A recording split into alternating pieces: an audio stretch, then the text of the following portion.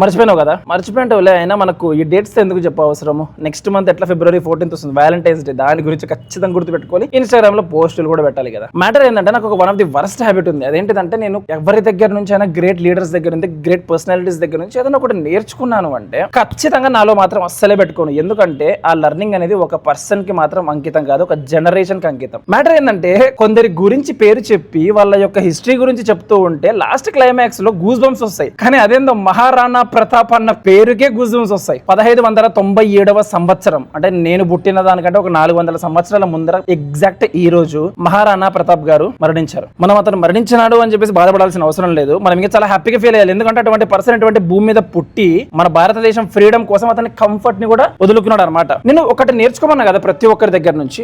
మహారాణా ప్రతాప్ దగ్గర నుంచి మీరు ఏం నేర్చుకోవచ్చు అంటే ఏ పర్సన్ కి, ఏ పవర్ కి, ఏ కంఫర్ట్ కి, ఏ కాంప్రమైజ్ కి ఒక్క రోజు కూడా అతను తలకాయ బెండ్ చేయలేదు. ఒక మనిషి అతని ఎంటైర్ లైఫ్ ని తలకాయ బెండ్ చేసుకోకుండా, కంఫర్ట్ కి బెండ్ చేసుకోకుండా, లగ్జరీకి బెండ్ చేసుకోకుండా ఫ్రీడమ్ కోసం చచ్చిపోయినట్టు చూసారా.